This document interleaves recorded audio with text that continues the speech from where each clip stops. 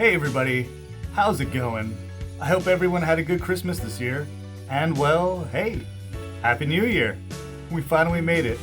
2020 is gone and we're going into the brave new world of 2021. Now right off the bat, I have to apologize for not being more active on my channel. It's been kind of rough. I got a new job and I'm working there pretty frequently, along with a lot of people dropping out, so I'm doing a lot of cover shifts.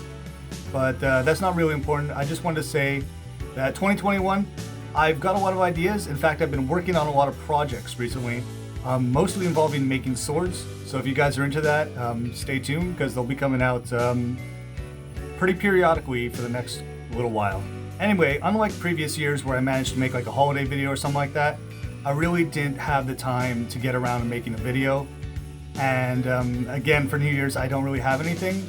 So what I've decided to do is, on my Patreon page, I've been kind of making commentaries on videos that I made on my YouTube channel. And well, this year, to signify the new year, I've decided to give you guys one of the videos on my Patreon. It's the commentary to one of my first videos that I made on YouTube, Return of Supercomputer. For those of you who don't know, when I first started my YouTube channel, my computer that I used to edit broke almost a month into me making these videos, and I thought it was going to be the death of my channel. Luckily it got fixed, and in celebration of that, I ended up making a short video about the events that did not transpire at all. But yeah, before we get started, I just wanted to point out that if this video feels a little weird, it's because I'm recording it on my phone. I actually got myself a little bit of a Christmas gift. I bought myself a selfie stick, or as the box calls itself, a selfie ring light studio. I picked it up for 20 bucks, and if anybody's ever watched my videos, I shoot them on a Rebel T3i, and if you look really closely, sometimes my face is a little blurred, or the background's pretty blurred. It's because you're constantly focusing the camera lens, and I'm hoping that I have a pretty good phone. It's not an iPhone or anything like that, but it's like one of the new. Maybe a few years ago it was a new Samsung phone, but at the time of its release it was supposed to rival the iPhone 11's camera. So I'm just giving this a shot. If this works out, I might be using this phone to record my videos from now on, or until at least I get a better camera. Let me know what you think of the quality of this, and without further ado, I give you the commentary to Return of the Supercomputer. Hey everybody, how's it going? Hey everybody, how's it going? This is tobromancer, and welcome to my Patreon video where I do commentaries on my mini movies. This will be the first of many, and well, I'm just going to talk about how I made it and the process I went through, what went where, and the trials and tribulations I faced. So let's get started. This intro scene I actually shot. It was probably the last thing I shot. As you can see, my beard was growing in by then. I needed to grow a beard for the video, so it might not have been the first thing I shot. I might have shot it, midway through. I never shoot things in order. I'm usually all over the place. I'll just shoot whatever I can that day. Most of the videos I shoot are late at night, but this one actually, there's a lot of stuff during the day that I need to shoot because of the lighting. And I have a piece of shit camera. It's the Rebel T3i, which came out in 2011. So it's almost pushing 10 years there. Anyway, this scene, before this I had made a video called I'm Sorry Guys, which was my video making computer, where I edited all my stuff. It just randomly, it blew up. It didn't really blow up, but there was a big pop sound, and there was an electrical malfunction, and it made a pop sound. So this was just me explaining that because I had made a video prior to that.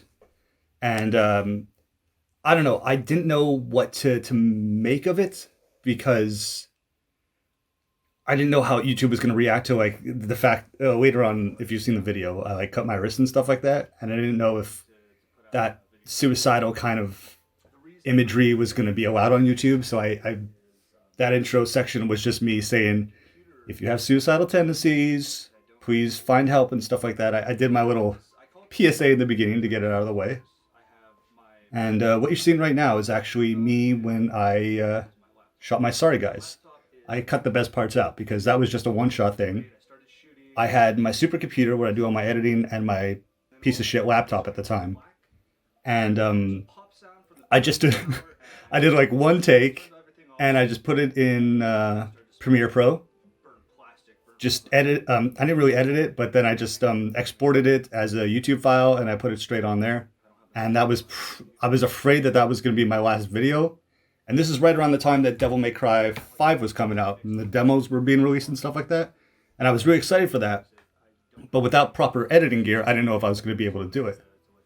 So this is just a recap of the last video I had made, which was the Sorry Guys video. And just to give you guys like a heads up on the video you're about to see.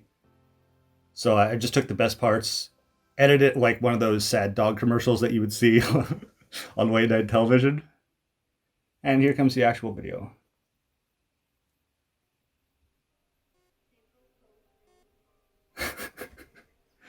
So I don't know what was going through my mind when I shot this. I know I needed a scene to like portray that the computer was busted.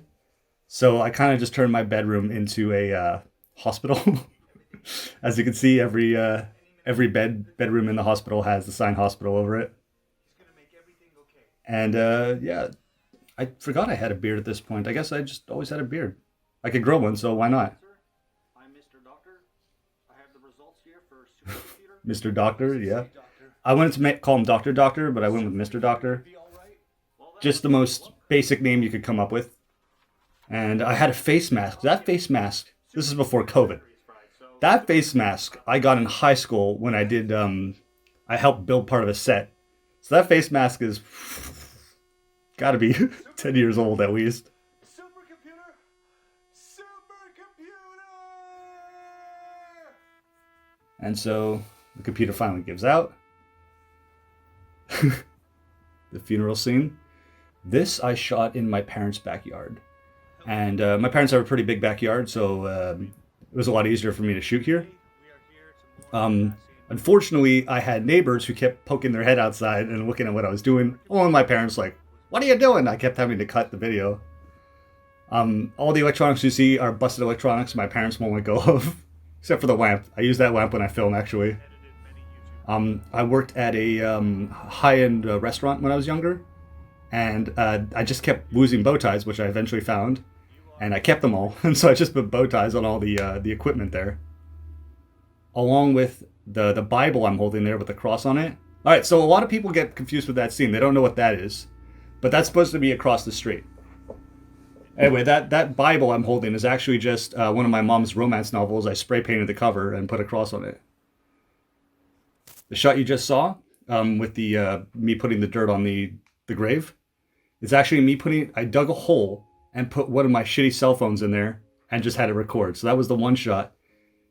If you can't think you could get a shot with one of your, cameras when you're doing videos and stuff like that, opt for like cheap alternatives. Like I was that lifeguarding yet? I had an old phone, I guess is what it was. And I just placed it in there and I filmed it and I see if it broke, it wasn't a big deal because it was a phone I wasn't even using anymore. But it had filming capability, so I managed to, get the shot I was looking for. And a lot of people like that shot.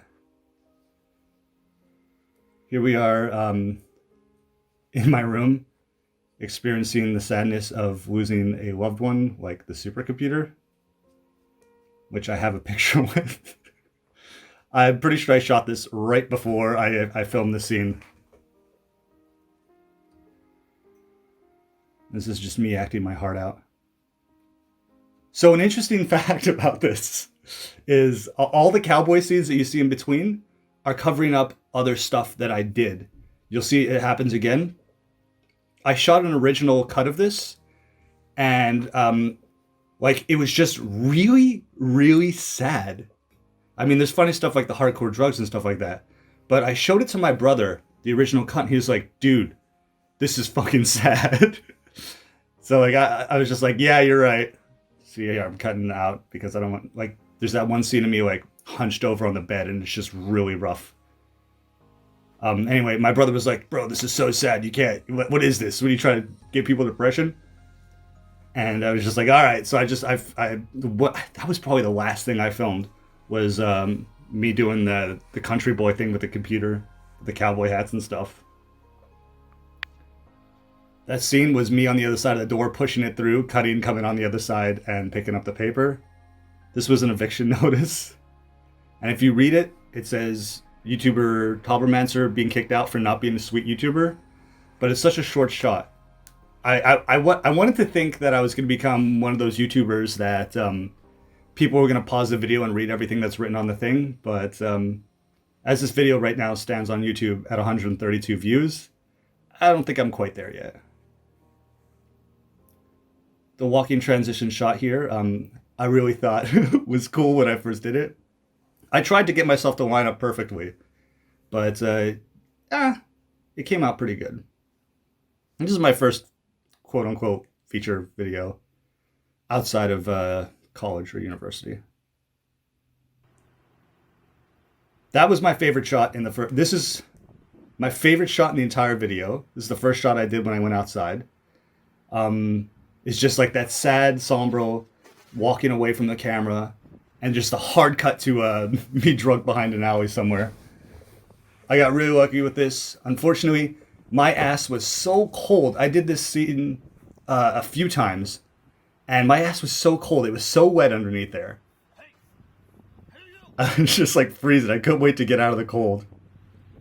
The zip jacket and all. This is in Canada, so it was freezing when I shot this. But I just had to make it look good for the viewers. And now I'm just a bumbling fool after like less than a week of not having a computer.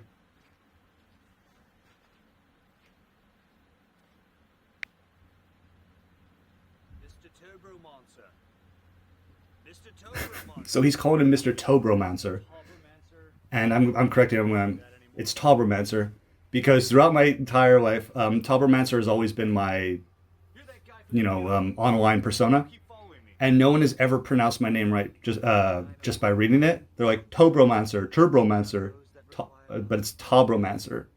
And if you've seen my online thing of me playing Titanfall 2, I explain where I got the name from. I'll give that to you guys another time, but we're talking about this video.